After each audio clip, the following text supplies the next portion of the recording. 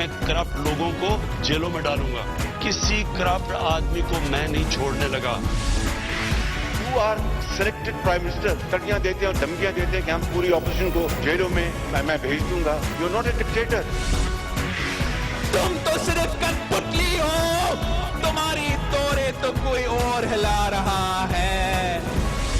जंग अभी जारी है, अभी हमें दायमी अमन की असल मंजिल पर पहुंचना है।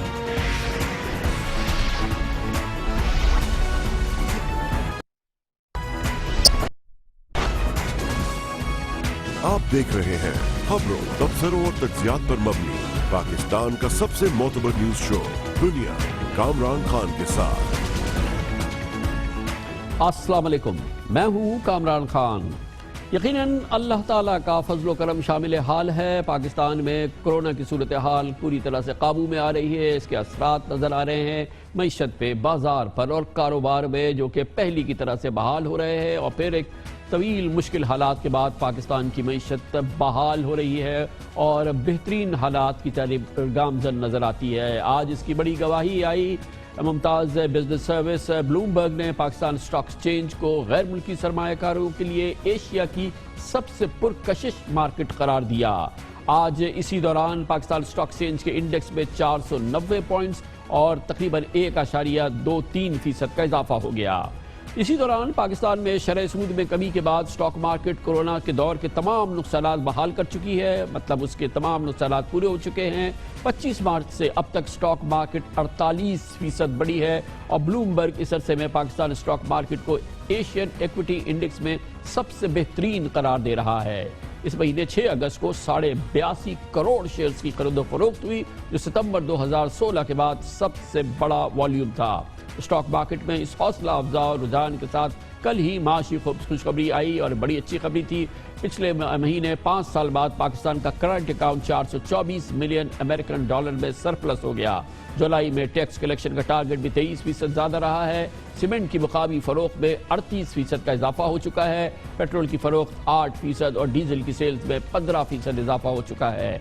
फर्टिलाइजर्स की खरीद फरोख्त 22% बढ़ चुकी है और पिछले महीने जीडीपी ग्रोथ भी तकरीबन 6% रिकॉर्ड की गई है और इस माली साल से बहाना एक्सपोर्ट में 6% इजाफा रिकॉर्ड हुआ है। ज़र मुबादला के ज़खायर 2.5 साल की बुलंद तरीन सतह पर हैं और तरसीलात ज़र में बहुत बड़ा इजाफा हुआ है और उसके साथ ही कंस्ट्रक्शन पैकेज अब रोल आउट हो रहा है और इससे प्रॉपर्टी मार्केट के अंदर, रियल एस्टेट मार्केट के अंदर बड़ी तेज़ी आई है। 15% दाम भी बढ़ गए हैं। इस पूरी सूरत हाल में मईशत की अच्छी और उभरती हुई और बेहतर होती हुई पाकिस्तान की खबर पे बात करने के लिए हमें ज्वाइन करें जनाब शाहिद अली हबीब, चीफ एग्जीक्यूटिव ऑफिसर आरिफ हबीब।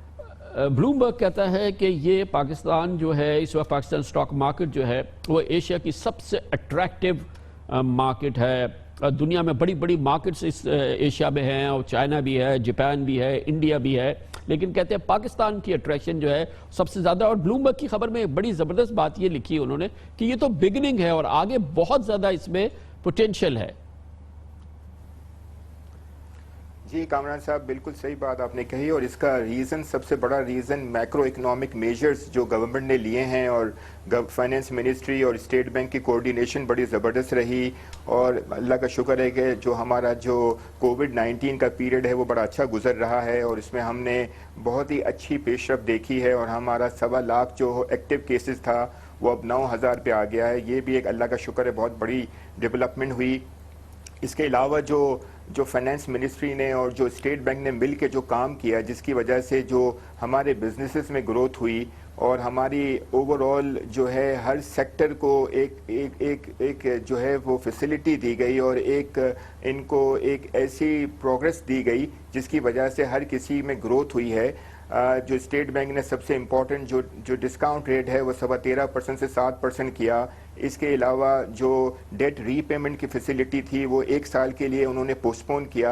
ये एक बहुत बड़ी डेवलपमेंट थी और पाकिस्तान की तारीख में सबसे इम्पोर्टेंट कि नए प्रोजेक्ट के लिए फिक्स रेट पे 6% पे लोन देना, ये बहुत ही बड़ी डेवलपमेंट है जो कि स्टेट बैंक दे रहा है और 10 साल के लिए।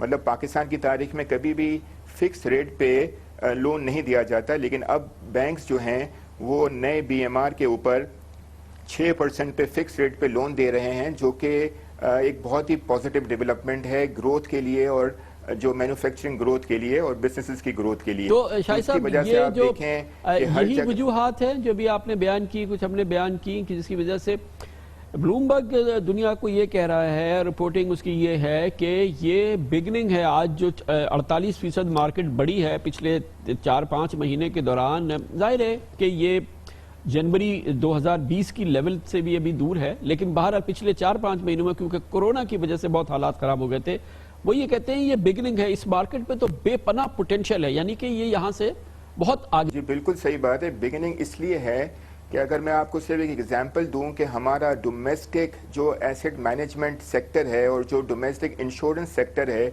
उसके पास एसेट्स अंडर मैनेजमेंट अभी भी प्राइमरीली फिक्स इनकम पे हैं।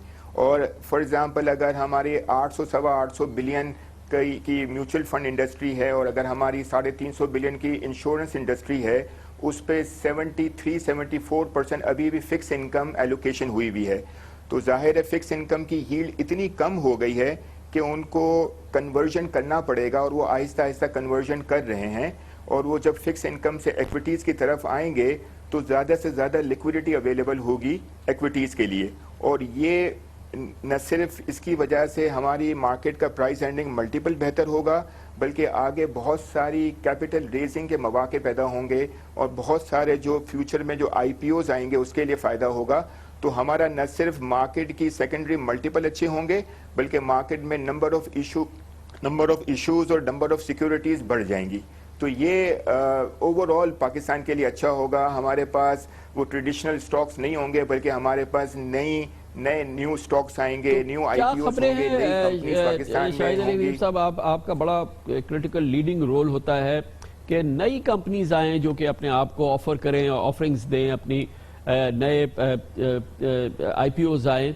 उसमें हम बहुत पीछे रहे, पिछले 2 साल बड़े हालात ख़राब रहे हैं। आगे आपको क्या नज़र आ रहा है? क्योंकि ये सबसे बड़ी कैपिटल मार्केट की और स्टॉक मार्केट की सबसे बड़ी खूबी ये होती है और उसकी सबसे बड़ी शाइनिंग एग्जाम्पल्स होती हैं कि कितने नए IPOs आ रहे हैं। होराइजन पे आपको नज़र आ रहा है? अब जैसे हालात, अभी आपने कई चीज़ें गिनाई, उसके तो असरात होने चाहिए कि लोग आएँ, अपने आप को ऑफर करें और यहाँ से कैपिटल जनरेट। इसके आपको एग्जांपल ये है कि देखें FY20 में हमारे यहाँ कोई भी IPO नहीं हुआ था, जुलाई से लेकर जून 2020 तक। लेकिन जुलाई के महीने में हमारे यहाँ 2 IPOs हो गए और ये 2 IPOs होने के बाद अब हमारे पास लाइंस, हमारे पास अच्छी खासी जो है वो नए IPOs की हमारे पास फहरिस्त है। और हम न सिर्फ सीमेंट सेक्टर में, स्टील सेक्टर में, कंज्यूमर सेक्टर में और बहुत सारे इंफ्रास्ट्रक्चर सेक्टर में बहुत सारे IPOs आने वाले हैं। और इंशाल्लाह FY21 का जो पीरियड होगा उसमें मेरे ख्याल से मेरी एक्सपेक्टेशन है कि हमारी पिछले 6-7 साल की तारीख के सबसे ज़्यादा IPOs होने वाले हैं, क्योंकि ये सारे वो IPOs हैं जिनको एक्विटी रेजिंग की ज़रूरत है और जिनके लिए अभी करंट मार्केट मल्टीपल्स जो हो गए हैं और जो होने वाले हैं उसकी वजह से वो अच्छा खासा फ़ायदा उठाएंगे। तो इस वक्त ये तो बहुत ही अच्छा मौका है और इंशाल्लाह हमें कोशिश करनी चाहिए मिलके कि नए से नए कंपनीज जो ब्लू चिप कंपनीज है पाकिस्तान की, वो हमारी पाकिस्तान की स्टॉक एक्सचेंज का रुख करें और यहाँ पे अच्छी वैल्यूएशन का फ़ायदा उठाएं। थैंक यू सो मच, बहुत बहुत शुक्रिया जनाब शाहिद अली हबीब हमारे साथ मौजूद थे, CEO आरिफ हबीब ग्रुप। कमर्शियल ब्रेक, उसके बाद जिक्र करेंगे इमरान खान हुकूमत के लिए, खुद वज़ीर आज़म के लिए बड़ा सरदर्द है कि चीनी की कीमतें 100 से 110 रुपये किलो हो गई हैं, 50% पिछले चंद महीनों में बढ़ गई हैं। जब से उनकी हुकूमत आई थी 2 गुना हो गई हैं। आखिर मामला क्या है? वो कहते हैं कि शुगर माफिया इसके पीछे है और बाकायदा ज़ख़ीरा अंदोज़ी की गई है, मुजरिमाना काम हो रहा है। और मगर इसकी तफसील जानेंगे, हकीकत जानेंगे मार्केट के इनसाइडर्स से। हमारे साथ होंगे इसी किस्म के एक बहुत ही सीरियस और बहुत ही इंपॉर्टेंट मार्केट इनसाइडर थोड़े से वक्त के बाद।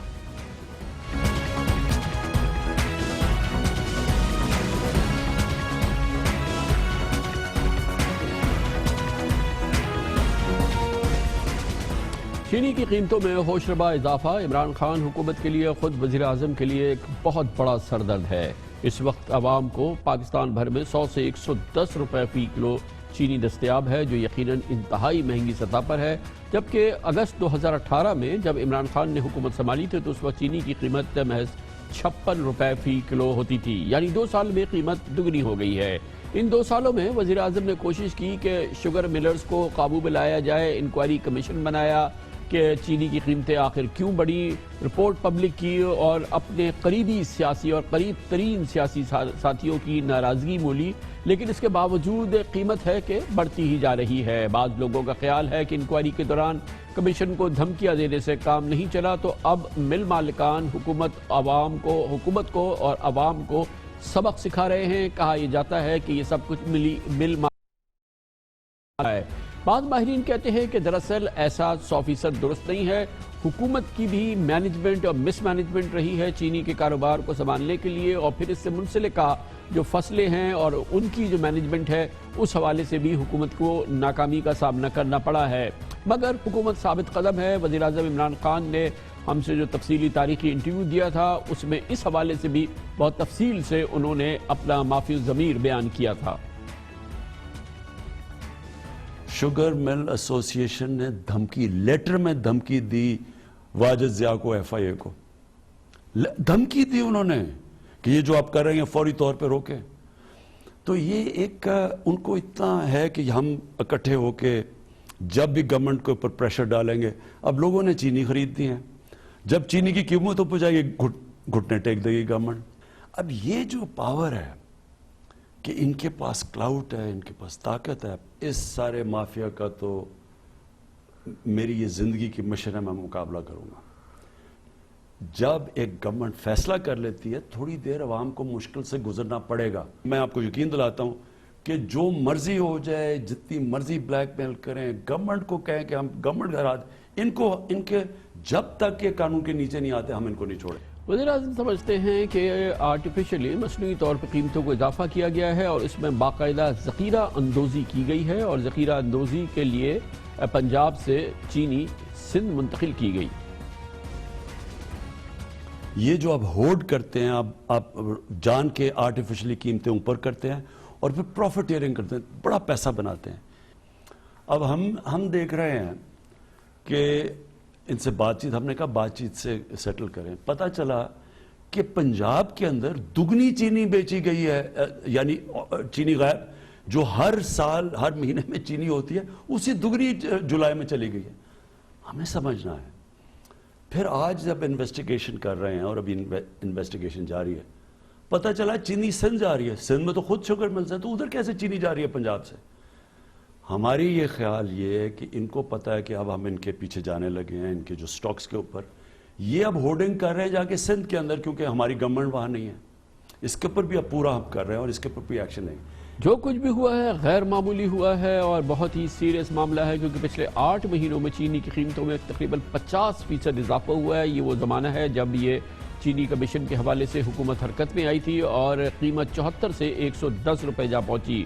دوسری جانب پاکستان میں چینی کاروبار کا 20% حصہ رکھنے والے جہانگیر خان ترین نے ہمارے ساتھ اپنے تفصیلی انٹرویو میں اس موقف کا اظہار کیا تھا کہ قیمت میں اضافے کی وجہ ذخیرہ اندوزی نہیں بلکہ حکومت کا وقت پر چینی درآمد کرنے سے انکار تھا. چینی کی پرائس کیوں بڑھی ہے؟ کیونکہ مارکیٹ میں ایک تاثر ہے کہ چینی شارٹ ہے. 3 مہینے پہلے یہی تاثر تھا. اس وقت حکومت کو چاہیے تھا کہ 5 لاکھ ٹن چینی فوری طور پہ امپورٹ کرتی اور مارکیٹ کو جب پتہ چلتا ہے کہ 5 لاکھ ٹن چینی آ رہی ہے مارکیٹ کبھی نہ پڑتی. پچھلے 2.5 مہینے میں سب سے زیادہ لفٹنگ پنجاب میں شوگر کی ہوئی ہے. حیران کن لفٹنگ ہوئی ہے. کسی کو سمجھ نہیں آ رہی اتنی لفٹنگ کہاں سے ہو گئی. چینی کی قیمت پھر بھی بڑھ رہی ہے.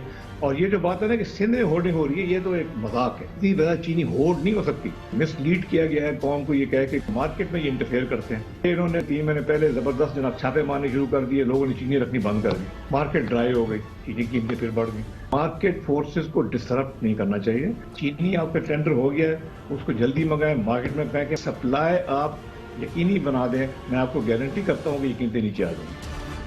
مارکیٹ کی پلس لیتے ہیں. چینی کا کاروبار کرنے والے اس کو کیسے دیکھ رہے ہیں؟ ایک بار پھر ہمیں جوائن کریں ماہر اجناس امور انیس مجید. بہت بہت شکریہ انیس مجید صاحب. پوری تفصیل آپ نے دیکھی. وزیر اعظم سے بڑی تفصیلی ہماری گفتگو ہوئی اور پھر جہانگیر خان ترین صاحب کے ساتھ بھی بڑی تفصیلی گفتگو ہوئی ہے.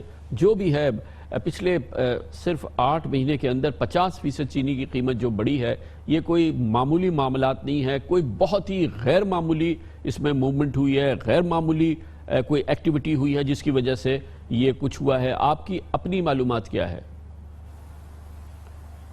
جی بسم اللہ الرحمن الرحیم. دیکھیں کامران صاحب، یہ جو چینی ہے وہ پورا سال ایک کراپ ہوتی ہے، وہ چلتی ہے 3 یا 4 مہینوں میں. جو شوگر ملز ہیں وہ چینی پروڈیوس کر لیتے ہیں اور وہ پورا سال جو ہے وہ کنزیوم ہوتا رہتا ہے. اب وہ جو اس کا اسٹاکس یا تو شوگر مل میں ہوتا ہے یا اسٹاکس رکھتے ہیں، تو یہ ہر سال ہمیشہ اسی طرح ہوتا ہے. اور اس سال بھی یہی سلسلہ تھا، لیکن اس سال مال تو ابھی بھی اویلیبل ہے، مل رہا ہے جتنا چاہیے آپ کو، لیکن اس کے پرائسز زیادہ ہیں. تو یہ سب سے بڑی وجہ ہے کہ پرائسز حکومت کنٹرول نہیں کر سکی. ادروائز تو ساری چیزیں اسی طرح ہیں. اگر چیزیں کچھ شارٹ ہیں اور ہم سوچ رہے تھے کیا طریقہ ہوتا ہے پرائسز کو کنٹرول کرنے کا؟ یہ کیسے ہو سکتا ہے کہ بیچاری حکومت چاہے اور ہونے دے کہ ڈبل ہو جائے چینی کی قیمتیں؟ تو وہ کیا طریقہ تھا جو حکومت نے نہیں اپلائی کیا، اور آپ کہہ رہے ہیں کہ یہ حکومت کا کام تھا کہ چینی کی قیمتیں کنٹرول کرتی، اور یہ پھر کس کا کام ہے جس نے کس چینی کی قیمت کو ڈبل کر دیا؟ جی ہاں، یہ اصل میں ہوتا یہ ہے کہ جب مارکیٹ میں شارٹ سپلائی ہو یا لوگوں کو پتا ہو کہ شاید شارٹ سپلائی ہے، تو اس کا طریقہ یہ ہوتا ہے کہ اس کے ہمارے پاس اگر ذخائر ہوں تو ہم اس کو ریلیز کریں یا پھر اسے امپورٹ کیا جائے. تو امپورٹ کرنے کی پالیسی جو بنائی گئی ہے، ابھی بھی جو 3 لاکھ ٹن کا ٹینڈر ٹی سی پی کو نے ایشو کیا تھا، لیکن وہ اس کو ایکسیپٹ نہیں کیا کیونکہ ان کے پرائسز کافی ہائی تھے. اب اگر وہ جب سے پلان بنا ہے اور اب تک مارکیٹ میں آ گئی ہوتی تو شاید اس کا فرق پڑ جاتا. اب بھی انہوں نے یہ ٹینڈر کے لیے رکھا ہے کہ شاید پرائیویٹ کو الاؤ کر دیں یا پھر ٹی سی پی منگائے. جب جیسے ہی مال مارکیٹ میں آئے گا تو اس کا اثر آ جائے گا. ابھی بھی آپ دیکھیں کہ یہ 2 روز میں جب سے پتا چلا ہے کہ یہ سیلز ٹیکس جو ہے وہ ختم کیا جا رہا ہے امپورٹ پہ، تو اس سے بھی مارکیٹ میں ابھی 2-3 روز سے ذرا ریلیف ہوا ہے پرائسز میں. تو اسی طرح جیسے ہی مارکیٹ میں مال آیا، اور میں تو کہتا ہوں کہ یہ ساری باتیں یہ آپ بتا رہے ہیں جو کہہ رہے ہیں انیس مجید صاحب، اس کا مطلب یہ کہ یہ مینیپولیٹڈ ہے، یہ یقیناً عوام کے ساتھ دھوکہ دیا ہے جن لوگوں کے پاس یہ چینی کے سٹاکس ہیں، اور اس کو کھیلا گیا ہے. یعنی کہ اگر چینی کی آواز بھی آ جائے کہ چینی امپورٹ ہو رہی ہے تو یہ چینی سستی ہو جائے گی. گویا کہ یہ پوری ایک میکنائزیشن ہے، یہ جان بوجھ کے قیمت بڑھائی جا رہی ہے، اور یقیناً اس کے پیچھے کوئی بہت کرمنل سنڈیکیٹ ہے جو کام کر رہی ہے.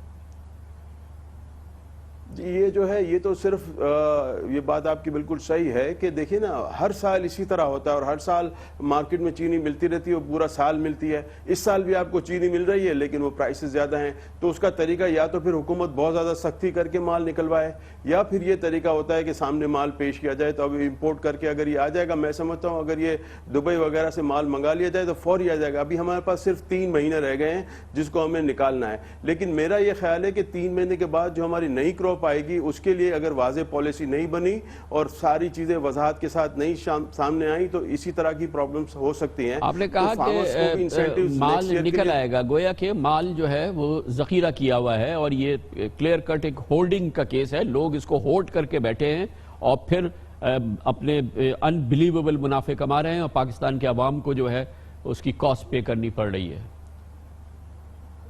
جس کی وجہ میں یہ سمجھتا ہوں، دیکھیں نا، جو شوگر کی پروڈکشن ہے وہ تو اتنی ہے 48-50 لاکھ ٹن کی ہے جو کہ ہماری کنزمپشن ہے، اتنی کراپ تو ہے. اور اگر یہ اسمگل نہ ہوئی ہے اور یہی اپنے یہیں کنزیوم ہونی ہے تو پھر تو مال اویلیبل ہی ہے نا، کہاں جائے گا مال؟ ورنہ تو ہمارے پاس مال تو ہے اور مال مل بھی رہا ہے. آپ یہ دیکھیں کہ پرائس زیادہ دینے کے بعد آپ کو مال مل رہا ہے. ایسا تو نہیں ہے کہ مال نہیں مل رہا. جب مال نہیں مل رہا ہو تب آپ کے پاس شارٹیج ہوگی. ابھی تو اویلیبل سب کچھ ہے، لیکن اگر یہ امپورٹ ہو کے آ جاتا ہے تو بہت آسانی ہو جائے گی. اور نیکسٹ ایئر کے لیے میں سمجھتا ہوں بہت واضح پالیسی ہونی چاہیے شوگر کین کے لیے، پھر شوگر کی پروڈکشن کے لیے اور پھر اس کی قیمتوں کے لیے. اگر واضح پالیسی ہوگی اور پورا سال جو اس کو اسٹاک کرتے ہیں اس کے لیے بھی واضح پالیسی ہونی چاہیے تاکہ آپ کو صحیح قیمت پہ تھرو آؤٹ دا ایئر مال ملے. تو انیس بھائی، یہ جو اندھا دھند منافع کما رہا ہے اور جو کہ آنکھوں میں مرچیں ڈال رہی حکومت کے، وزیر اعظم کے، عوام کے، اور چینی کی جو ہے وہ 110 روپے کلو تک لے گئے یہ، اور پچھلے 6 مہینے کے اندر جو ہے اس میں 50% انہوں نے اضافہ کر دیا، 2 سال میں 100% اضافہ کر دیا. تو اس کا اصل فائدہ جو ہے وہ مالکان کو جاتا ہے، مڈل مین کو جاتا ہے، ہول سیلر کو جاتا ہے. کون اس کا اصل فائدہ کون اٹھا رہا ہے یہ؟ اصل فائدہ اسی کو ہو رہا ہے جس کے پاس یہ مال اویلیبل اس وقت ہے اور جو ہائی قیمت میں مال بیچ رہے ہیں اسی کا فائدہ ہے. اور جو ہول سیلر ہیں وہ مال روز خریدتے ہیں روز بیچتے ہیں, ریٹیلرز روز خریدتے ہیں روز بیچتے ہیں, ان میں 1-2 روپے آگے پیچھے تو ہو سکتا ہے لیکن میجر منافع یہاں پہ نہیں ہے. اور جو جس کے پاس سٹاکس اویلیبل ہیں اسی کے پاس میجر منافع ہے. سٹاک تو شوگر مل میں ہوتا ہے نا سٹاک تو شوگر مل کے پاس ہے نا. شوگر مل کے پاس بھی ہوتا ہے لیکن شوگر مل بھی بیچ کے رکھتے ہیں اور ایڈوانس میں بیچا ہوا ہوتا ہے, ان کے پاس بھی ہوتا ہے. یہی میں عرض کر رہا ہوں کہ جس کے پاس بھی اویلیبل ہے, شوگر ملرز کے پاس ہے, اسٹاکس کے پاس ہے, جو مال پڑا ہوا ہے وہ کم قیمت کا ہے اور ابھی ہائی پرائز میں بک رہا ہے. بہت بہت شکریہ انیس مجید صاحب ہمارے ساتھ موجود ہیں, ماہر ہیں غذائی اجناس امور کے, مارکیٹ کو بہت اچھی طرح سے سمجھتے ہیں اور جو کہ وزیر اعظم کا خیال ہے, جو حکومت کا خیال ہے, جو کہ ان کا الزام ہے, یہ پوری ایک گیم ہو رہی ہے, یہ ایک مافیا ہے جو کام کر رہی ہے. اب جس انداز سے قیمتوں کو اضافہ کیا گیا ہے یقیناً اس میں ذخیرہ اندوزی کا ایک بہت بڑا ہاتھ ہے اور یقیناً اسی وجہ سے باقاعدہ ان قیمتوں کو بڑھایا گیا ہے, باقاعدہ ایک سکیم کے تحت ان قیمتوں کو بڑھایا گیا ہے. حکومت کی نااہلی یہ رہی کہ اس نے وقت پہ فوری طور پہ چینی امپورٹ نہیں کی, اس پہ ٹیکسز ختم نہیں کیے اور اب بھی اس میں تساہل ہے جس کی وجہ سے معاملہ ہے. اور حکومت کہتی ہے کہ اس نے اس لیے نہیں کی, جیسے کہ انیس مجید کہہ رہے تھے کہ جو پروڈکشن ہوئی ہے وہ اتنی ہی پروڈکشن ہوئی ہے جتنی پاکستان کی ڈیمانڈ ہے, جتنی کنزمپشن ہوتی ہے, تو حکومت کرنے کی ضرورت ہے. ضرب مبادلہ کے ذخائر پہ اس سے دباؤ ہوتا ہے. یہ کھیل کھیلا گیا ہے پاکستانیوں کے ساتھ اور یقیناً کھلا کھیل ہوا ہے اور اس میں ذخیرہ اندوزی اور بہت بڑا کردار ہے جیسے کہ پرائم منسٹر عمران خان کہہ رہے تھے. کمرشل بریک, اس دوران آپ نیوز ہیڈ لائن دیکھیں جس کے بعد ہم اپنے پروگرام کے باقی حصے کے ساتھ واپس آتے ہیں.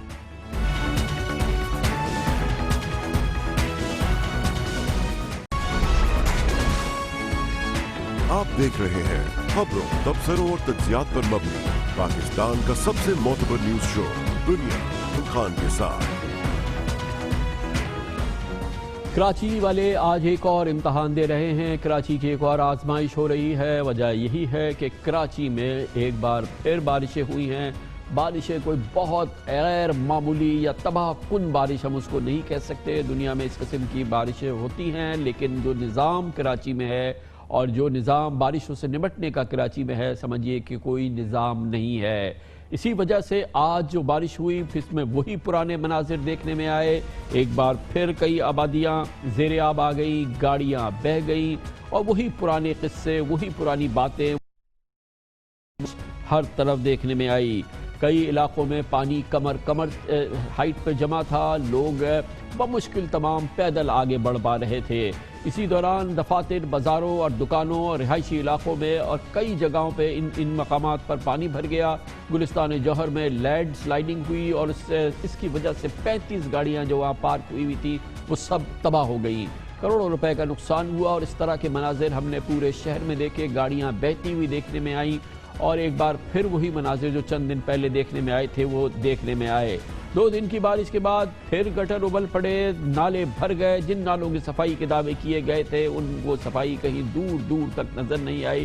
ابلے ہوئے نالے آبادیوں میں داخل ہو رہے تھے اور پھر متعدد علاقوں میں سڑکیں تالاب بنی ہوئی ہیں. کہاں کی حکومت اور کیسا نظام.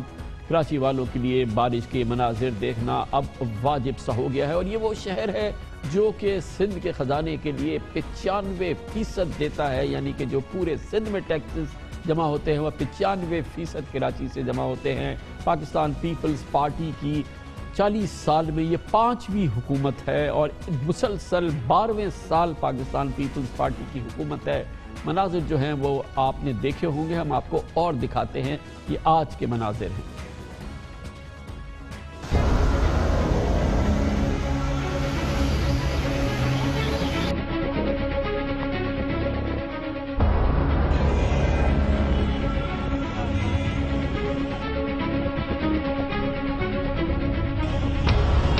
یہ حکمران جو بیٹھے ہیں نا کوئی کام کرنے والا نہیں ہے. پیپلز پارٹی ماشاءاللہ اس نے کبھی کوئی کام ہی نہیں کیا.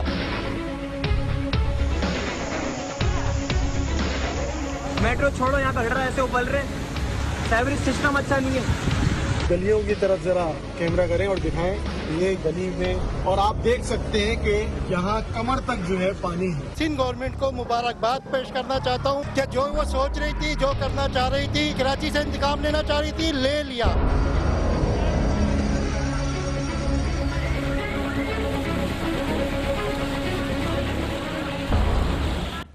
امپورٹنٹ بات یہ ہے کہ صرف شہر کے لو لائنگ ایریاز نہیں، نچلے علاقے نہیں، بلکہ پوش علاقے بھی جو کہ سو کالڈ پوش علاقے ہیں، جہاں پر لوگ لاکھوں روپے سالانہ کے ٹیکسز باقاعدہ ادا کرتے ہیں، وہاں پر بھی تباہی کے منظر تھے، چاہے وہ ڈی ایچ اے ہو، چاہے وہ شارع فیصل ہو، چاہے دوسرے اہم علاقے ہوں، گاڑیاں موٹر سائیکلیں بند ہو رہی تھیں، کمر کمر پانی تھا اور لوگ بدترین اذیت سے دوچار تھے۔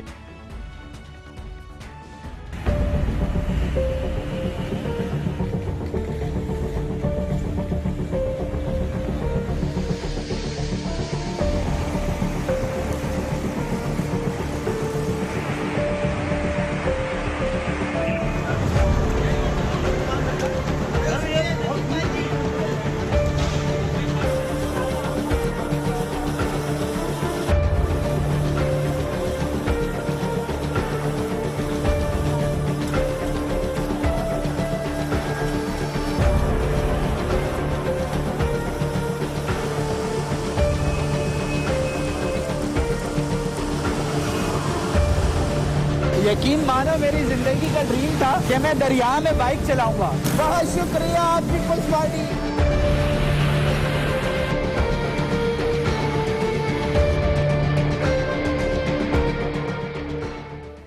یہ ہے وہ شہر، ایک بار پھر یاد دلائیں، جو سندھ کے خزانے میں اس کے جو ٹیکسز جمع ہوتے ہیں 95% شہر کراچی دیتا ہے۔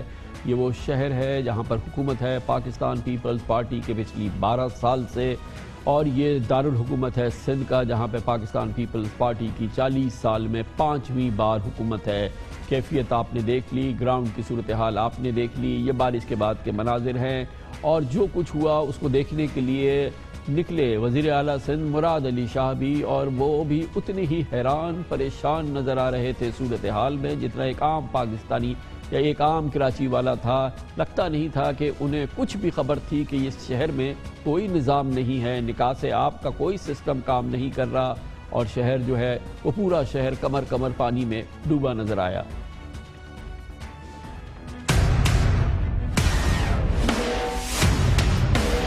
شارع فیصل چل رہی ہے، دیکھیں ٹریفک چل رہی ہے، ٹریفک چل رہی ہے، ٹریفک چل رہی ہے۔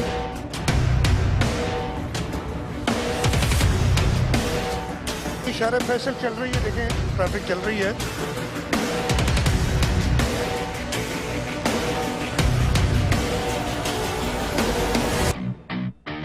شارع فیصل پہ جہاں جہاں ڈرینیج کے ایشوز ابھی ہیں وہ میں دیکھ رہا ہوں۔ شارع فیصل پھر بھی چل رہی ہے، دیکھیں ٹریفک چل رہی ہے، ٹریفک چل رہی ہے، ٹریفک چل رہی ہے۔ مناظر دیکھنے کے لیے نکلتے ضرور ہیں جو کہ so called we I Ps ہوتے ہیں، جیسے کہ آپ نے دیکھا چیف منسٹر ان مناظر کو دیکھنے کے لیے پی ٹی آئی کی جانب سے نکلے، گورنر سندھ جناب عمران اسماعیل، ان کے ساتھ رکن سندھ اسمبلی خرم شیر زمان بھی تھے، اور مختلف علاقوں میں پی ٹی آئی کے ان ریپرزنٹیٹیوز نے، گورنر نے بھی دورہ کیا اسی انداز کا جیسا چیف منسٹر نے کیا، لیکن آبویسلی ان کی نگاہیں تنقیدی تھی۔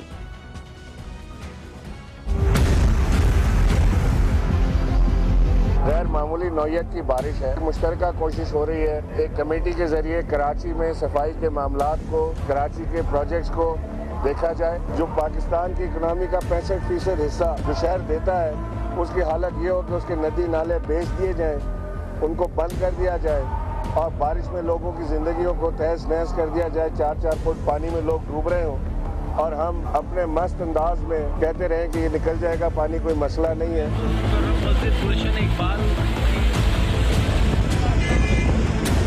میں اس وقت یونیورسٹی روڈ کے اوپر کھڑا ہوں، اور یہ وہ روڈ ہے جو کہ پاکستان پیپلز پارٹی نے کوئی 3 سے 4 ارب روپے کا بنایا تھا۔ یہ روڈ ذرا دیکھیں، یہ دور دور تک آپ کو دیکھیں کہ روڈ کے کیا حالات نظر آ رہے ہیں۔ محکمہ موسمیات کہتی ہے کہ بارش کا یہ سپیل جاری رہے گا کل بھی اور پرسوں بھی، اور آج جس طرح کی صورتحال دیکھنے میں آئی ہے صرف اللہ تعالیٰ ہی رحم کر سکتا ہے، کیونکہ نکاسی آب کا کوئی نظام سمجھ میں نہیں آ رہا، نالے اٹے ہوئے ہیں اور لوگوں کی جان و مال کا کوئی تحفظ نہیں ہے، اور جس انداز سے گاڑیاں موٹر سائیکلز تباہ ہوئی ہیں وہ آپ نے ابھی دیکھی ہیں۔ اس وقت تازہ ترین شہر کی صورتحال کیا ہے یہ جاننے کے لیے ہم شہر کے مختلف علاقوں میں جائیں گے۔ کراچی کے نرسری میں یعنی کہ شہر فیصل میں قلب میں موجود ہے نرسری کا علاقہ، جہاں پہ بڑی فرنیچر مارکیٹ ہے، وہاں پہ موجود ہے ہمارے بیورو چیف اسلم خان۔ اس کے علاوہ شہر کے دوسرے علاقے میں ناگن چورنگی پہ موجود ہیں ہمارے نمائندے محمد اشہد۔ تازہ ترین صورتحال کے لیے پہلے نرسری کی فرنیچر مارکیٹ نرسری کے علاقے میں۔ اسلم خان صاحب بتائیے گا، یہ شہر یہ علاقہ جو تھا یہ آج دن میں ہم نے دیکھا، پورے پاکستان نے دیکھا کہ یہاں پہ کمر سے نیچے پانی نہیں آیا۔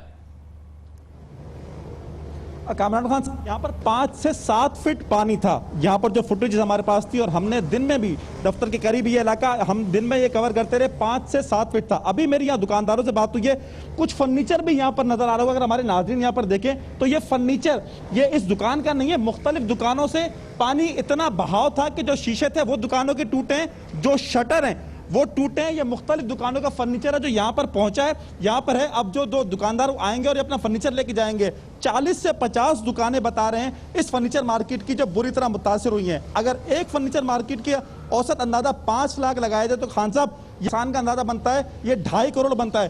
وزیر اعلیٰ سندھ نے بالکل ٹھیک کہا کہ شارع فیصل پر ٹریفک معمول پر ہے، لیکن 20 فٹ اس طرف جہاں شارع فیصل ہے وہاں تو ٹریفک ہے، لیکن اگر ہم یہاں 20 فٹ ادھر آئیں تو یہ اس مارکیٹ کی صورتحال دیکھیں کہ ابھی بھی یہاں پر جو پانی ہے وہ تقریباً 2 فٹ تک موجود ہے۔ اور یہاں پر یہ ایسی جگہ ہے، یہ ایسی مارکیٹ ہے جس کا ہائی کورٹ نے بھی نوٹس لیا تھا، اس نے بھی کہا تھا کہ یہاں تجاوزات اور جو نالا ہے اس کو بحال کیا جائے۔ بالکل اس جگہ پر یہ نالا ہے دکاندار کہتے ہیں، لیکن اس کی نکاسی نہیں ہو رہی ہے، اور جس کا خمیازہ اس فرنیچر مارکیٹ کو ہر بار بھگتنا پڑتا ہے۔ اسی طرح کی صورتحال ہم نے شارع فیصل پر بھی دیکھی، گو کہ شارع فیصل پر کچھ بلدیاتی جو نمائندے ہیں وہ کام کرتے ہوئے یا حکومت کے نمائندے کام کرتے نظر آئے، لیکن اس طرح کی صورتحال نہ صرف یہ کہ فرنیچر مارکیٹ کی ہے، اس کے ساتھ ساتھ طارق روڈ کے علاقے ہیں، بہادر آباد کے علاقے ہیں، اور گلشن اقبال کے مختلف علاقے ہیں۔ اسی طرح کا محمد اشہد آپ بتائیے گا، آپ ناگن چورنگی کے علاقے میں موجود ہیں جو کہ buffer zone north Nazimabad new Karachi وغیرہ کا علاقہ ہے، یہاں کیا سارا دن صورتحال رہی، اور اس وقت یہ جو پانی کچھ اترا ہوا نظر آ رہا ہے،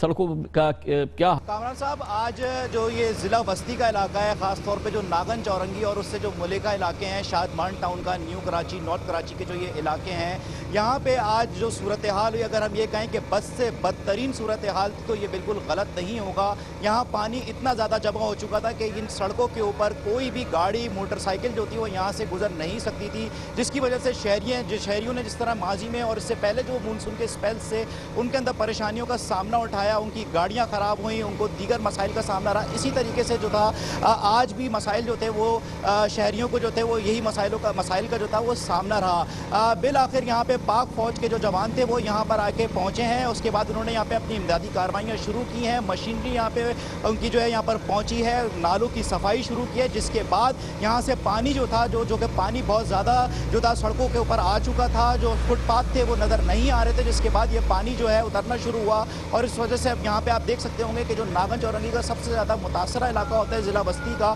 یہاں پر اب جو ہے ٹریفک جو ہے وہ بحال ہو گیا ہے۔ اسی طریقے سے اب سے کچھ دیر قبل جو ہے یہاں پہ وزیر اعلیٰ سندھ مراد علی شاہ جو تھے وہ بھی یہاں پر آئے، ان کی جو ڈبل کیبن گاڑیاں ہیں وہ تو کراچی کا کوئی بھی علاقہ ہو، کوئی بھی جگہ ہو جہاں پہ پانی جتنا بھی جمع ہوا ان کو وہ بہت آسانی سے جو ہے ان کی ڈبل کیبن گاڑیاں اور ان کا جو عملہ ہوتا ہے وہ کراس کر کے چلا جاتا ہے۔ جب وہ یہاں پر آئے تو انہوں نے ایک بار پھر وہی بات کی کہ یہاں پہ جو گرین لائن کا پروجیکٹ بنا ہے اسی کی وجہ سے جو ہے جو یہاں پہ ڈرینیج کا سسٹم تھا وہ خراب ہوا ہے۔ ان کا یہ کہنا تھا کہ جو نارتھ نازآباد میں اور اس کے ملیکہ علاقے ہیں یہاں پر جو کنسٹرکشن ہوئی ہے اس کی وجہ سے جو ہے یہ سارا نظام جو ہے دھرم برہم ہوا ہے۔ لیکن جب ان سے ہم یہ سوال کرتے ہیں کہ مراد علی شاہ صاحب، پاکستان پیپلز پارٹی کی گزشتہ 12 سالوں سے سندھ میں حکومت ہے، جب یہ کنسٹرکشن چل رہی تھی اس کے چالان جو ہے وہ ایس بی سی اے بڑے ہیوی چالان جو ہے وہ اس کے جمع کرتا ہے، تو اس وقت آپ جو تھے کیوں نہیں روکی گئے ان کی کنسٹرکشن تھی؟ اس کے علاوہ جب یہاں پر یہ گرین لائن کا پروجیکٹ چل رہا تھا، جب یہاں پہ چیئرمین جو تھے وہ اس طریقے کا جب وفاق کو خط لکھ رہے تھے کہ یہاں پہ جو ہے یہ کنسٹرکشن نہ کریں،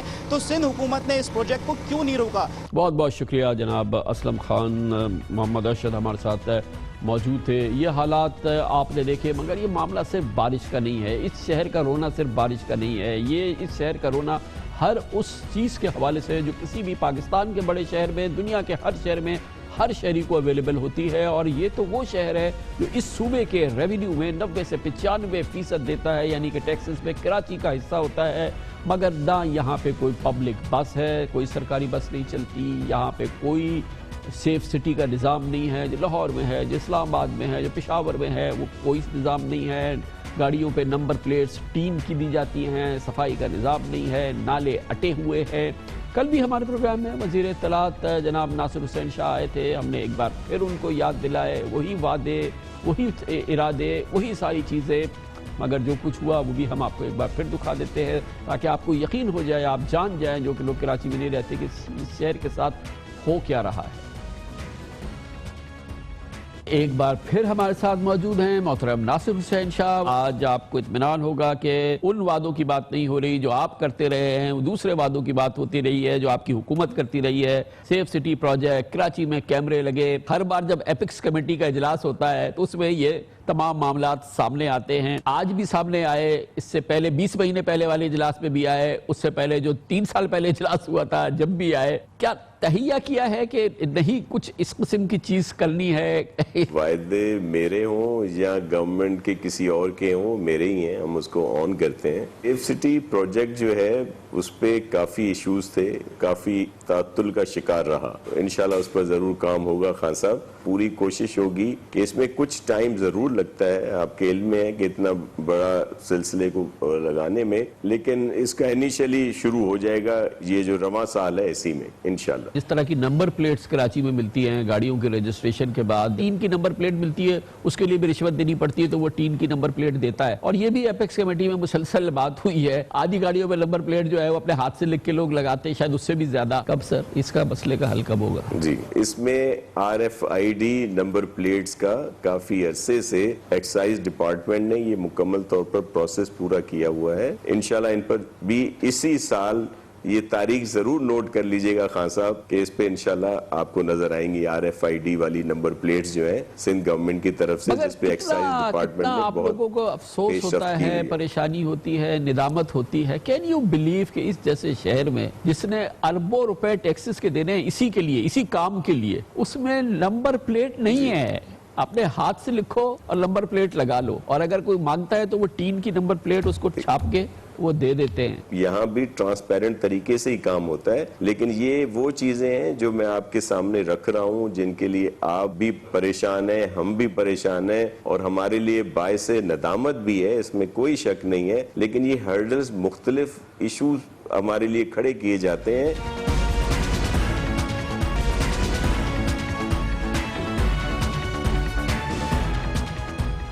کراچی کی بدترین اور یتیمی صورتحال جو کہ پورا پاکستان، پوری دنیا دیکھتی ہے، روزانہ کی بنیاد پہ دیکھتی ہے، اس کی ایک بڑی وجہ وہ کرپشن ہے جس کا راج ہے یہاں پر اور پورے سندھ میں۔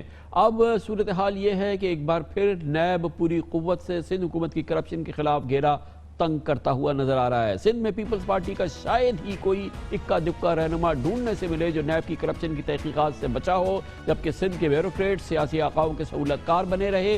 انہوں نے اپنی تجوریاں بھری اور اس وقت زرداری صاحب، فریال تالپور، خورشید شاہ نیب کیسز میں گرفتار ہیں۔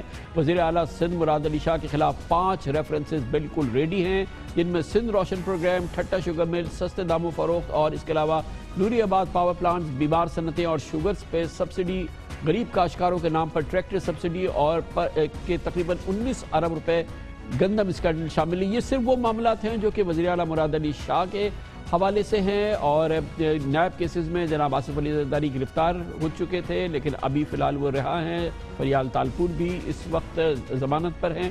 پیپلز پارٹی کی سندھ حکومت کے 12 برسوں کے دوران سیاستدانوں کے ساتھ بیوروکریٹس نے جس انداز کی کرپشن کی وہ بھی کہیں اس کا ریکارڈ نہیں ملتا۔ کل اس سلسلے میں ایک اور بڑی ڈیولپمنٹ ہوئی جب سندھ ہائی کورٹ میں سیکرٹری بلدیات حکومت سندھ روشن شیخ، سابق ایڈمنسٹریٹر کراچی لالا فضل الرحمان سمیت 10 ملزمان ضمانت مسترد ہونے پر گرفتار ہو گئے۔ آج احتساب عدالت نے ان کے ریمانڈ لے لیے۔ سندھ میں جو بیوروکریسی کے حوالے سے نیب کیسز ہیں وہ ایک ریکارڈ ہے اور انبلیویبل صورتحال ہے، اور اس کی وجہ یہ ہے کہ سندھ میں جس انداز کی کرپشن دیکھنے میں آئی، خاص طور پہ پچھلے 12 سال میں، اس کا کوئی ریکارڈ نہیں ملتا۔ 6 سابق چیف سیکرٹریز فضل الرحمان، غلام علی شاہ پاشا، عبدالسبحان میمن، راجہ محمد عباس، محمد صدیق میمن اور رضوان میمن کے خلاف اربوں روپے کرپشن میں سہولت کاری کے نیب کیسز ہیں۔ 4 سابق چیف سیکرٹریز نے نیب کی گرفتاری سے بچنے کے لیے ضمانت قبل از گرفتاری کرا رکھی ہے۔ صوبائی محکمہ لینڈ یوٹیلائزیشن کرپشن میں کافی زرخیز ہے۔ اس کے 3 سابق سیکرٹریز غلام مصطفیٰ آفتاب میمن اور دانش سعید کراچی میں 50 ارب روپے سے زائد مالیت کی 400 ایکڑ سے زائد سرکاری زمینوں کی غیر قانونی الاٹمنٹ کے کیسز میں نیب اور اینٹی کرپشن کے ہاتھوں گرفتار ہو چکے ہیں۔ موجودہ سیکرٹری لینڈ یوٹیلائزیشن اعجاز بلوچ بھی نیب ریفرنس میں ضمانت پر ہیں۔ سابق ڈی جی پارکس لیاقت قائم خانی کے گھر 12 ارب روپے، 8 قیمتی گاڑیاں، ہیرے جواہرات، سونے کے زیورات بھی برآمد ہوئے تھے۔ لیاقت قائم خانی تاحال نیب کی تحویل میں ہے۔ کراچی میں اربوں روپے مالیت کی غیر قانونی تعمیرات کی کرپشن کے 4 ریفرنسز میں نیب کو مطلوب سندھ بلڈنگ کنٹرول اتھارٹی کے سابق ڈی جی منظور قادر کاکا کینیڈا فرار ہیں۔ 2 سابق ڈی جیز آغا مقصود عباس نے کرپشن کیسز میں عبوری ضمانت لے رکھی ہے، جبکہ ظفر احسن کو سپریم کورٹ کے حکم پر عہدے سے ہٹایا گیا۔ سابق senior member board of revenue Muhammad Hussain, secretary انسانی حقوق بدر جمیل میندرو، سابق سیکرٹری بلدیات رمضان آوان، سابق ڈی جی کے ڈی اے سمیع صدیقی اور سابق چیف میونسپل کمشنر کے ایم سی متانت علی خان مختلف نیب کیسز میں گرفتاری سے بچنے کے لیے ضمانت قبل از گرفتاری پر ہیں۔ سابق سیکرٹری توانائی آغا واصف نوری آباد پاور پلانٹ کے گھپلوں کے نیب کیسز میں مطلوب ہیں، لیکن ملک سے فرار ہو چکے ہیں۔ محکمہ اطلاعات سندھ کے سابق سیکرٹری ذوالفقار شلوانی اور نور محمد لغاری کے خلاف سرکاری اشتہارات میں 5 ارب 74 کروڑ روپے کے نیب ریفرنس زیر سماعت ہیں، جبکہ سابق secretary works and services Sajjad Abbasi جعلی بینک اکاؤنٹس کیس میں گرفتاری کے بعد وعدہ معاف گواہ بن چکے ہیں۔ یہ ایک جھلک ہے سندھ سرکاری کرپشن کی، اور اس سے آپ نے اندازہ لگایا ہوگا۔ اس موضوع پر مزید بات کرتے ہیں، ہمارے ساتھ موجود ہیں ہمارے نمائندے خصوصی اختیار کوکر۔ بہت بہت شکریہ اختیار کوکر صاحب۔ نیب کے کیسز میں تیزی ہے، ایک جانب مراد علی شاہ کے جو چیف منسٹر صاحب ہیں ان کے لیے نئے کیسز سامنے آئے ہیں، اور کل ملا کے 5-6 ریفرنسز ان کے بن گئے ہیں وزراء کے خلاف، سیکرٹریز کے خلاف، لیکن نیب اس وقت کچھ تیزی سے اس پورے معاملے کو اب ریپ اپ کرنا چاہتی ہے۔ جی خان صاحب، ایسے ہی لگ رہا ہے کہ جس طرح سے یہ گرفتاریاں ہو رہی ہیں اور جس طرح سے یہ خاص طور پہ پیشیاں جو ہیں ان میں تیزی آ گئی ہے، مراد علی شاہ صاحب کی جو پیشیاں ہیں نیب میں اس میں تیزی آ گئی ہے، اور ہماری اطلاع یہ ہے کہ نیب سندھ جو ہے کراچی، نیب کراچی میں تقریباً 3 ریفرنسز جو ہے وہ ریڈی ہیں، وہ جو آئندہ دنوں میں سامنے آنے ہیں، وہ کچھ گرفتاریاں بھی ہونے والی ہیں۔ اچھا یہ بتائیں کہ یہ تمام جو کیسز ہیں ان کا تعلق مختلف پروجیکٹ سے ہے، جیسے روشن سندھ پروگرام ہے یا نوری آباد پاور پروجیکٹ ہے یا دوسرے کئی پروجیکٹ، ہر کیس کے ساتھ ایک پروجیکٹ جڑا ہوا ہے۔ یہ جو کرپشن کے ممتاز کیسز ہیں اور اس کے جڑے ہوئے پروجیکٹس ہیں، ان کا کیا حال ہے، اور ان میں جو کرپشن کے الزامات لگے وہ کیسے اثر انداز ہو رہا ہے ان پروجیکٹس پہ؟ دیکھیں خان صاحب، یہ جو پروجیکٹس ہیں یہ مطلب بدنام ترین پروجیکٹس ہیں، جیسے ٹریکٹر اسکیم کا پروجیکٹ ہے، وہ 2018 میں نیب کے کہنے پر اور جے آئی ٹی کے کہنے پر حکومت سندھ کو اسکریپ کرنی پڑی، لیکن اس سال بجٹ میں دوبارہ رکھ دیا گیا ہے۔ ٹریکٹر اسکیم کا پروجیکٹ دوبارہ سبسڈی والا پروجیکٹ رکھ دیا گیا ہے۔ روشن سندھ پروگرام، اس میں لوگ پہلی بارگین کر کے آ گئے ہیں، اس کے علاوہ اس کے پیسے جعلی اکاؤنٹس میں گئی ہیں، اور وزیر اعلیٰ صاحب کی 2-3 پیشیاں ہو چکی ہیں، لیکن اس بار پھر دوبارہ جو ہے نا اے ڈی پی میں وہ منصوبہ بھی رکھ دیا گیا ہے۔ اس کے علاوہ آر او پلانٹس کا منصوبہ وہ دوبارہ رکھ دیا گیا ہے، اور اس کے علاوہ جو نوری آباد پاور پروجیکٹ ہے اس کے لیے بینک نے قرضہ دینا مزید بند کر دیا، کیونکہ وہ جو پلی بارگین ہو گئی ہے جو ڈائریکٹر کر کے ان کو ابھی تک انہوں نے ہٹایا نہیں۔ سندھ حکومت نے اپنی جیب سے مزید 2 ارب روپے کی مالی سپورٹ دے دی ہے اس سال، اور اس کے علاوہ یہ اپنا سندھ بینک میں اتنا بڑا فراڈ ہوا، تقریباً 20 ارب روپے نکل گئے اور بینک کرپٹ ہونے جا رہا تھا بینک۔ اسٹیٹ بینک نے حکومت سندھ کو خط لکھ دیا، حکومت سندھ نے 20 ارب روپے نہیں ڈال دیے، لیکن آج تک ان لوگوں سے نہیں پوچھا گیا جو پیسے کھا گئے۔ تو اس طرح یہ سلسلہ جاری ہے۔ اس میں ایک بڑے معاملہ جو ہیں وہ سبسڈیز سے بھی ہیں، جو کہ سبسڈی دی گئی ہے اور خاص طور پہ اومنی گروپ کو سبسڈیز دی گئی ہیں، وہ اب سبسڈیز کے معاملات کچھ رک گئے ہیں، کیا ہوا ہے؟ خان صاحب دیکھیں، سبسڈیز کا معاملہ ایک تو وہ تھا ٹریکٹر اسکیم کا، جیسے میں نے آپ کو بتایا کہ ٹریکٹر کے نام پر اومنی کو سبسڈی دی گئی، وہ دوبارہ اے ڈی پی میں شامل کر دیا گیا۔ پچھلے دنوں صوبائی کابینہ سے منظوری لے کر کیپٹیو پاور پروجیکٹس کو جو سبسڈی سندھ حکومت دے رہی تھی وہ بھی نیب کے کہنے پر، جے آئی ڈی کے کہنے پر روک دی گئی تھی۔ سندھ کابینہ نے دوبارہ اس کی منظوری دے دی کہ جی وہ بھی جاری کر دی جائے. اور شوگر جو فرائڈ سپورٹ کی سبسڈی تھی اس کی بھی صوبائی کابینہ نے دوبارہ منظوری دی. تو وہ سبسڈیز کا سلسلہ جو ہے وہ بھی جاری ہے. اور اس کے علاوہ جو افسران جن کے خلاف کیسز ہیں ان میں بھی کئی افسران ابھی تک پوسٹوں پر ہیں. جیسے اب سیکٹری ایل یو ہے اعجاز بلوچ, اس کے خلاف 2 ریفرنسز زیر سماعت ہیں. اور سب سے زیادہ ریفرنسز زمینوں کے ایل یو ڈپارٹمنٹ کے, اس کو سیکٹری ایل یو لگایا ہوا ہے.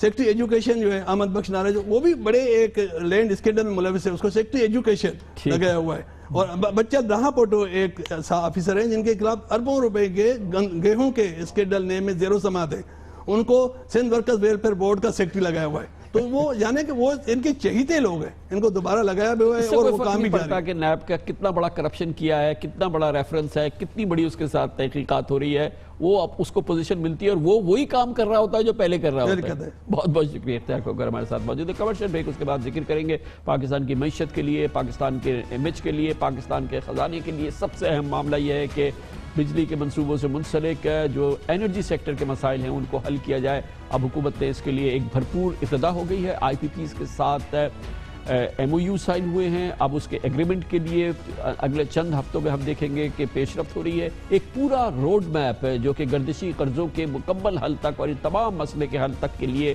حکومت کا تیار ہو چکا ہے. اب اس پہ عمل درآمد شروع ہو گیا ہے. اس کی پوری تفصیلات سے پہلی بار ہم شیئر کریں گے. ہمارے ذریعے پاکستانیوں تک پہنچے گی. وزیر اعظم کے معاون خصوصی برائے پاور شہزاد سید قاسم ہمارے ساتھ ہوں گے ایک چھوٹے سے وقفے کے بعد.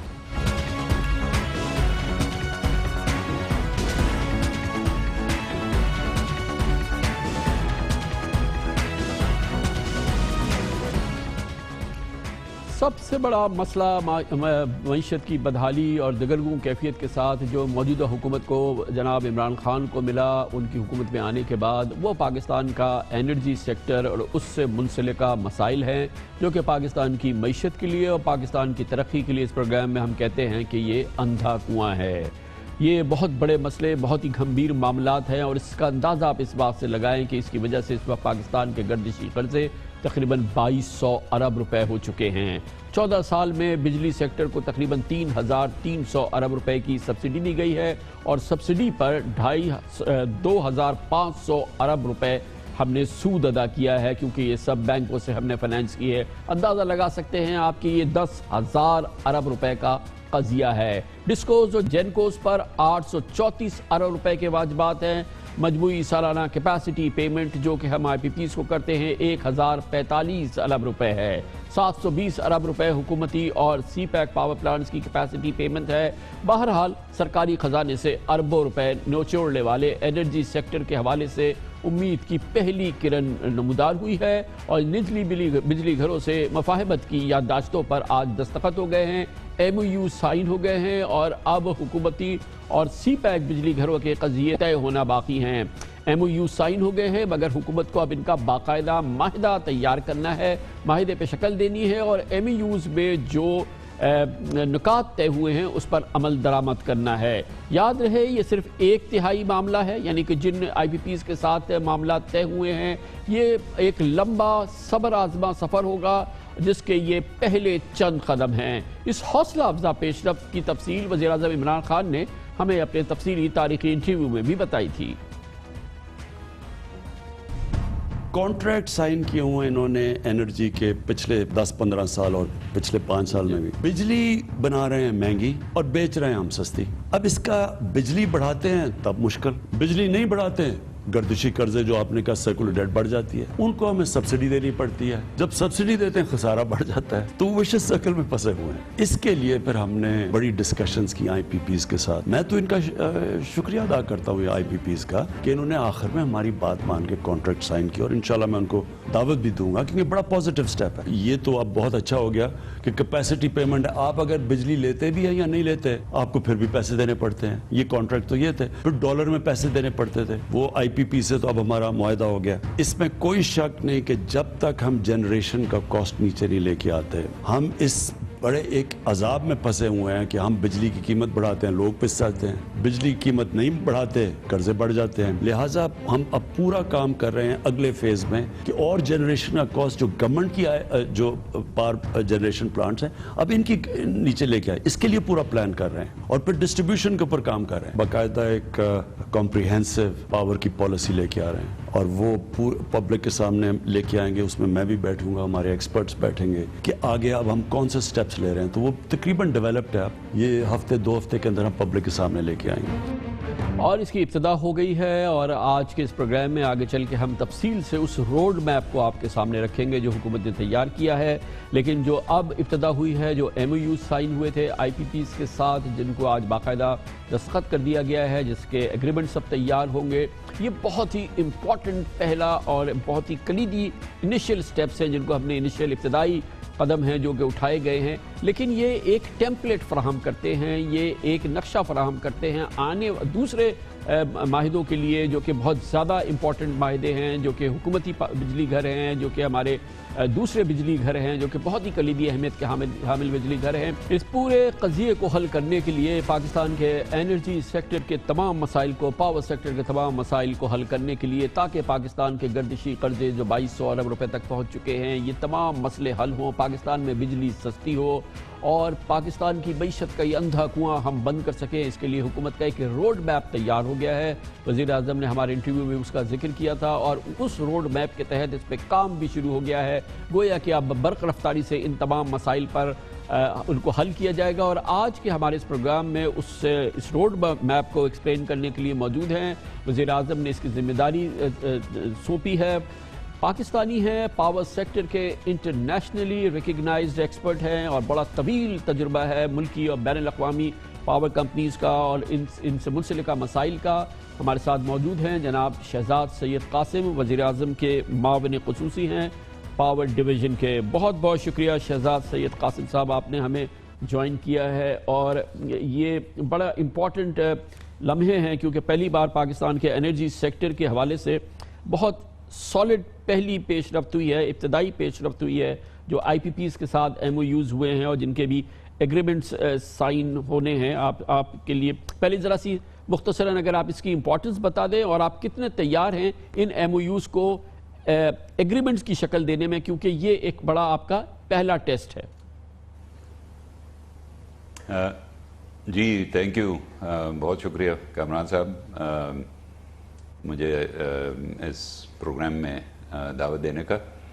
तो आपने बिल्कुल सही कहा, ये मुआहदे बहुत ही अहम जगह रखते हैं हमारे स्ट्रेटजी में। ओवरऑल जो आपने पहले ज़िक्र किया था, एक रिफॉर्म एजेंडा जो हम अब इम्प्लीमेंट करने जा रहे हैं सेक्टर के लिए, तो ये IPPs के साथ आपको पता है कि लॉन्ग टर्म अग्रीमेंट्स हुए होते हैं, तो इनको बहुत अच्छे तरीके से हैंडल करने की ज़रूरत है क्योंकि एक तो इन्वेस्टर्स का कॉन्फिडेंस भी बरकरार रखना है। तो उस लिहाज से हमारी टीम ने बहुत जो कमीशन गवर्नमेंट ने बनाया था, बड़े खुश उसलूबी से उन्होंने काम किया है और ये डिस्कशन जो हैं वो बड़ी अच्छे माहौल में हुई हैं। और मैं सारे तमाम जो IPPs भी हैं उनके लिए भी कहता हूँ कि बहुत ही उन्होंने ज़बरदस्त काम किया है कि उन्होंने दे हैव, जिसको कहते हैं कि they have stepped up to, के उन्होंने रिकग्नाइज़ किया कि सेक्टर में इस वक्त बहुत सख्त प्रॉब्लम है, तो सब ने मिल कर के इसमें हाथ बटाया है समझे।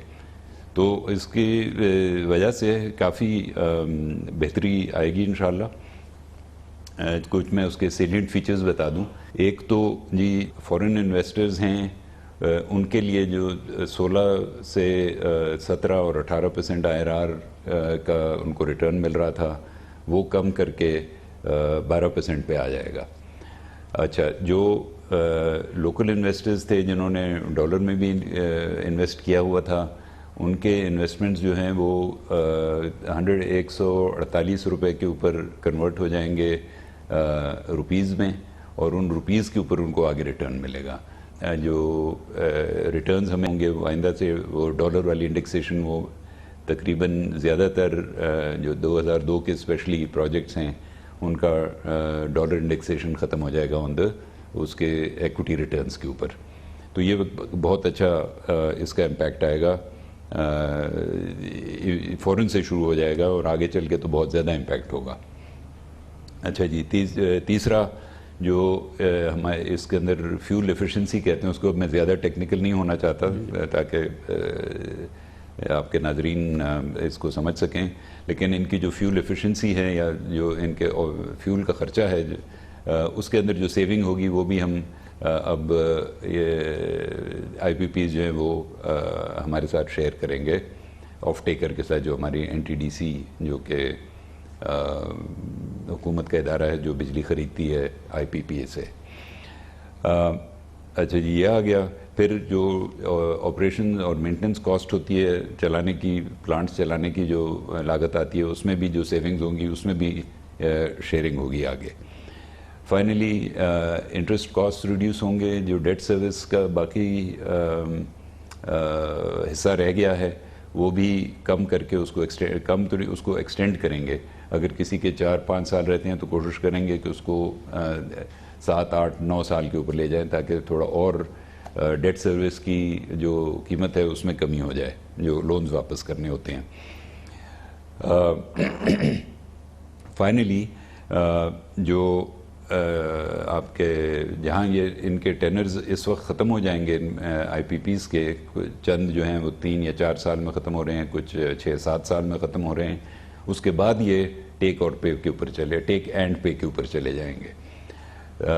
تو شہزاد صاحب یہ ہو گئے سیلینٹ پوائنٹس ہو گئے. یہ کیپیسٹی پیمنٹ دینی بند کریں گے. یہ تو انہوں نے ایگری کیا اور آپ نے ایگری کیا, اور یہ ظاہر ہے کہ اس میں زیادہ چیزیں وہ ہیں جو کہ آئی پی پیز نے اپنا گراؤنڈ چھوڑا ہے. اب اس کے نتیجے میں اب اس چیز پہ عمل کرنے کے لیے ایگریمنٹ ہے جس کے اندر اب آپ نے طے کیا ہے آئی پی پیز کے ساتھ کہ مثال کے طور پہ کہ جو ان کے پینڈنگ جو ریسیویبلز ہیں جو حکومت نے ان کو دینے ہیں وہ کوئکلی ان کو پے کیے جائیں گے تاکہ یہ کہ وہ ان کے جو مسائل ہیں وہ حل ہوں اور وہ آگے کی طرف سفر کریں. تو آپ کی اور وزارت خزانہ کی اس سلسلے میں فریکوینسی ہے کہ اب آپ کے پاس یہ ایک برڈن آ رہا ہے جو کہ آپ نے پے آف کرنا ہے تاکہ یہ ایگریمنٹس ہو سکے اور ایگریمنٹ پہ عمل ہو سکے.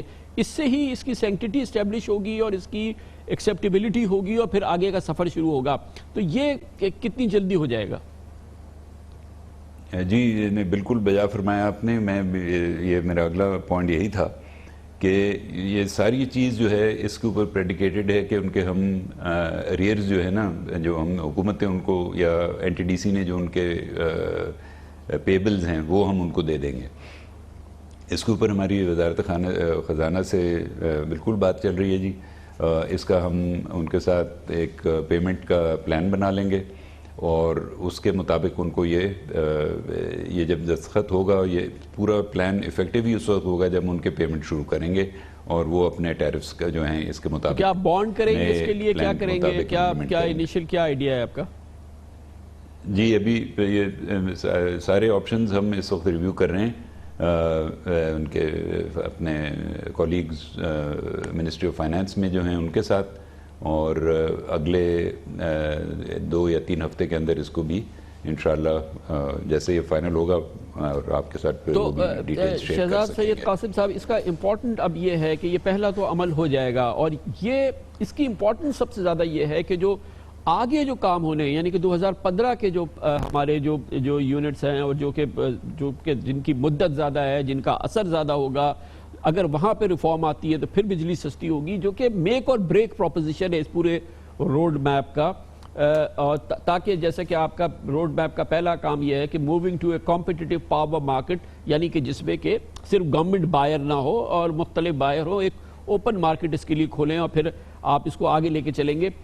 کتنا آپ کے خیال میں یہ جو ٹیمپلیٹ بن گیا ہے ان آئی پی پیز کے ساتھ یہ کتنا قابل عمل ہوگا, خاص طور پہ جو پبلک سیکٹر کے جو خالصتاً حکومت کے منصوبے ہیں, مثال کے طور پہ 2 RLNG کے ہیں, پھر قطر کے ساتھ ہیں, پھر یہ جو ہیں وہ کتنے آپ نے اس پہ بیک گراؤنڈ میں کام کیا ہے جو کہ آپ کا اپنا سیکٹر تھا, خاص طور پہ ان کیپیسٹی پیمنٹس وغیرہ کے حوالے سے, اس میں آپ کو کتنا ٹائم لگے گا؟ جی میں اس پہ بتاتا ہوں آپ کو جی. ایکچولی ہم پیرلل میں کام کر رہے تھے آلریڈی. جو ہمارے اپنے ان کو جینکوز کہتے ہیں جو گورنمنٹ اونڈ جنریٹنگ پلانٹس ہیں, تو جینکوز کا ریٹرن بھی ہم نے جو 12, 13 اور 16% پہ تھا اس کو ہم نے 10% پہ لے آئے ہیں، اور یہ اس کی پورا پلان جو ہے وہ ہمارا تیار ہو چکا ہے۔ اسی طرح جو واپڈا ہے ہمارا سسٹر اینٹیٹی جس کے اندر ہائیڈرو پروجیکٹس ہیں، اس کا بھی ہم نے ریٹرن کم کر کے وہ بھی ہم لے آئے ہیں 10% کے اوپر، اور اس کے وجہ سے جو واپڈا کو اپنے اگلے پروجیکٹس میں انویسٹمنٹ چاہیے ہوگی وہ وزارت خزانہ ڈائریکٹلی ان کو PSDP جو ہوتا ہے ہمارا پبلک سیکٹر ڈیولپمنٹ پروگرام، وہاں سے اس کو فنڈ کرے گی تاکہ بجلی کی قیمت کم ہو جائے۔ اس کا پرائم منسٹر نے جیسے اس میں آپ جو انٹرویو کر رہے تھے اس میں بتایا بھی تھا انہوں نے، اور پرائم منسٹر کا یہ بہت ایک کیا کہتے ہیں اس کو، بہت وہ انسسٹ کرتے ہیں کہ بھئی بجلی کی قیمت کم سے کم ہو تاکہ اکانومی اٹھے، تاکہ انڈسٹری کے اندر کام ہو اور ان کو بجلی سستی ملے تاکہ انڈسٹریل انپٹس کی قیمت کم ہو۔ تو شہزاد صاحب اسی کے حوالے سے جو بات کر رہے ہیں میں کوئکلی پوچھنا چاہوں گا، وہ بڑا امپورٹنٹ ہے کہ یہ جو 2 آپ کے RLNG پروجیکٹس ہیں جن کو کہ ہم نے اس سال رکھا ہے کہ ہم نے اس کو پرائیویٹائز کرنا ہے، اور ظاہر ہے کہ یہ ٹیرف مسئلہ چل رہا ہے، تو اس کو تو آپ کو پہلے ریزالو کرنا ہے اس سے پہلے کہ آپ اس کو آفر کریں پرائیویٹائزیشن کے لیے۔ تو یہ جو ساری ٹیمپلیٹ بن رہی ہے اس کا اثر ان پہ بھی ہوگا، ان دونوں RLNG کے پروجیکٹس پہ 1300 میگا واٹ کے قریب ہے یہ؟ جی 1200 میگا واٹ کے 2 پروجیکٹس ہیں جی، 2600 میگا واٹ، 2400 میگا واٹ بنے گا جی وہ بھی بالکل اس کا بھی جو اوریجنلی تقریباً 16% IRR تھا وہ ہم کم کر کے 12% کریں گے۔ اس کا آبویسلی امپیکٹ یہ آئے گا کہ جو ان کی جو بھی انویسٹرز ہیں اس کی جو ویلیویشن ہے وہ اکارڈنگلی کریں گے، تو وہ پرائیویٹائزیشن کمیشن اور ان کے ایڈوائزر کے ساتھ میری بات چل رہی ہے، اور انشاءاللہ ہم اس کا جو بھی اپ فرنٹ قیمت میں کمی آئے گی وہ ہمیں ایکسیپٹیبل ہوگی، کیونکہ آگے جاتے ہوئے وہ بجلی کی قیمت کیونکہ کم ہوگی، اور ہمارا مقصد اور گورنمنٹ کی پالیسی یہ ہے کہ ٹیرف کم کرنا ہے، تو ہمارے خیال سے یہ اچھا انویسٹمنٹ ہے اس پروگرام میں کہ جی ہم اوور آل بجلی کی قیمت کم کریں۔ اور میں یہ اسیوم کر رہا ہوں کہ اور بھی جتنے پاور پروجیکٹس ہیں جب یہ ایک سٹینڈرڈ بن جائے گا IPPs کے ساتھ، پبلک سیکٹر کے ہمارے جو اس وقت جو یہ پاور پلانٹس ہیں، تو یہ دوسرے جو ہمارے پاور پلانٹس ہیں اس پہ بھی انشاءاللہ اس کا اثر ہوگا، کیونکہ ظاہر ہے کہ ایک یونیورسل ٹیرف ہوگا جو کہ ہمیں اپنے تمام جنریشن میں دینا ہوگا۔ جی انشاءاللہ۔ اچھا شہزاد صاحب یہ فرمائیے گا کہ ایک بہت امپورٹنٹ معاملہ ہے کہ جو ہماری لاسز ہیں، یعنی کہ جو انیفیشنسیز ہیں، جو کرپشن ہے، جو کہ 30% کے قریب ہے، 30-35% ہے ہمارے پورے نظام کا، یہ جو کہ یہ ڈسکوس سے ریلیٹڈ معاملات ہیں جو کہ ریفارم ہونی ہیں۔ لائن لاسز دنیا میں 8-9% ہوتے ہیں، ہمارے ہاں 20% ہوتے ہیں۔ ہمارے ہاں جو ہے یہ بل پیمنٹس نہیں کرتے لوگ، وہ جو ایریئرز ہیں وہ 10% کے قریب ہیں۔ دوسری ہماری انیفیشنسیز ہیں، obviously کرپشن بھی ہے۔ یہ 2 سال میں مجھے سب سے زیادہ یہ کہنا ہے، اور میں نے پرائم منسٹر سے بھی کہا تھا کہ یہ سب سے بڑا فیلئر ہے حکومت کا کہ یہ سیکٹر ریفارم نہیں ہوا۔ ابھی آپ کے اس جو ماشاءاللہ بڑا خوبصورت، بڑا زبردست یہ پلان آپ نے جو روڈ میپ بنایا ہے، یہ بالکل زبردست ہے۔ اس کے اندر اس کا ذکر تو ہے، لیکن ذکر تو کئی بار ہوا ہے، یہ کیسے ایڈریس ہونے جا رہا ہے؟ یعنی کہ آپ ہمیں ٹینجیبل چیزیں بتائیں جو کہ اب ہونے والی ہیں۔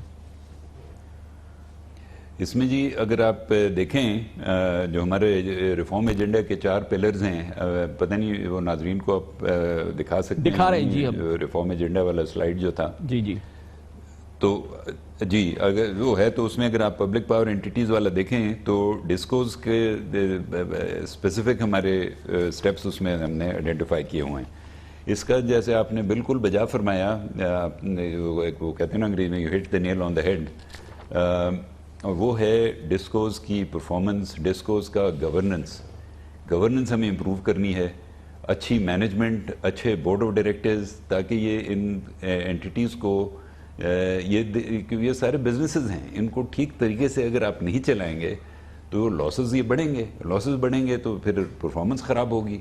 تو اس کے لیے ایک پورا ہم ریفارم کا پروسیس جو گورننس اور مینجمنٹ امپروومنٹ کے لحاظ سے کوئی 25 یا 30 سٹیپس ہیں وہ ہم امپلیمنٹ کر رہے ہیں۔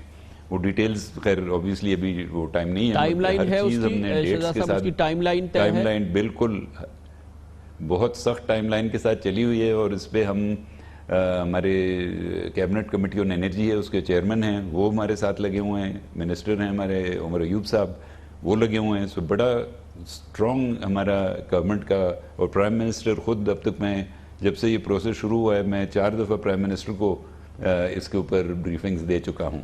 تو وہ خود بھی مانیٹر کر رہے ہیں, اور اسد عمر صاحب بہت ہمارے ساتھ انوالوڈ ہیں, سپورٹ دے رہے ہیں اور گائیڈ کر رہے ہیں.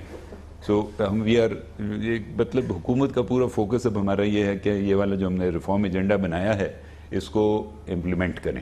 تو شہزاد صاحب میں یہ اسیوم کر رہا ہوں کہ اس سب کا کلمینیشن یہ ہے کہ فائنلی ہم ہٹ کریں, یعنی کہ جو ہمارے سرکولر ڈیٹس ہیں جب یہ سیکٹر ریفارم ہو, پھر اس کے ساتھ جو ہمارے گیس کے معاملات ہیں وہ ہو جائیں, اور پھر ہماری او ایم سیز وغیرہ کے معاملات ہیں, تاکہ یہ کہ جو یہ سب سے بڑا مسئلہ ہے جو چوٹی کا جو سرتاج معاملہ ہے جو گردشی قرضے, تو یہ جو روڈ میپ آپ کو نظر آ رہا ہے اس سے وہ بھی آپ کے ذہن میں خاکہ ہے کہ فائنلی ان کو کیسے ہمیں صاف کرنا ہے. جی بالکل, یہ بل اس میں آپ وہ بھی دیکھیں گے جو پالیسی انسٹیٹیوشنل ریگولیٹری ریفارم میں فائنینشیل مینجمنٹ جو ہے پلان فار سرکولر ڈیٹ, یہ ہمارا ایک ایجنڈا آئٹم ہے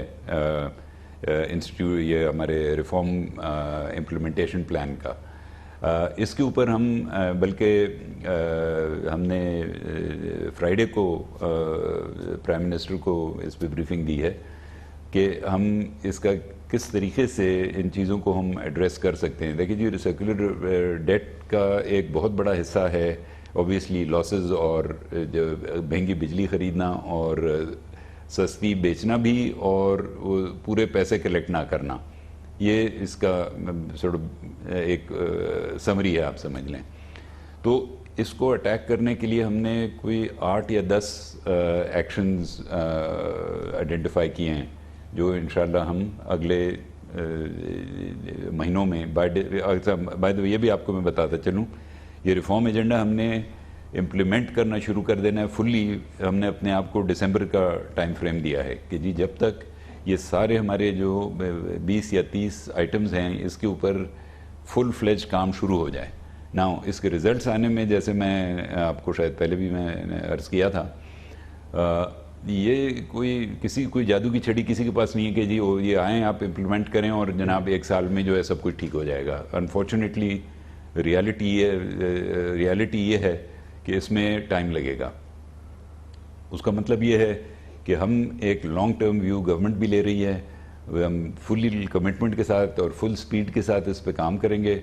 امید ہے کہ وی ایکسپیکٹ کہ جی جو لاسز اس وقت ہمارے چل رہے ہیں, اور جیسے آپ نے بتایا ٹوٹل لاسز تقریباً 20-21% کے قریب جاتے ہیں, ان کو ہم لے کر آئیں نیچے. کوئی اس میں میں سمجھتا ہوں 5 سے 7 سال لگ سکتے ہیں, لیکن ہم اس کو as a long term reform agenda پورے سختی کے ساتھ امپلیمنٹ کرنا شروع کر رہے ہیں. تھینک یو سو مچ, اور آپ سے ہم پوچھتے رہیں گے, اپڈیٹ لیتے رہیں گے. Thank you so much. Road map share کیا جو پاور سیکٹر ریفارم ہونا ہے پاکستان کا, معیشت کا سب سے بڑا مسئلہ. شہزاد سید قاسم جو کہ اس پورے معاملے کو وزیر اعظم کی طرف سے لیڈ کر رہے ہیں, انٹرنیشنل ایکسپرٹ ہیں, ہمارے ساتھ موجود تھے وزیر اعظم کے معاون خصوصی. اس کے ساتھ ہی ہمارے آج کے پروگرام کا اختتام ہوتا ہے. کل آپ سے پھر ملاقات ہوگی انشاءاللہ. کل تک کے لیے کامران خان کو اجازت. اللہ حافظ ناصر.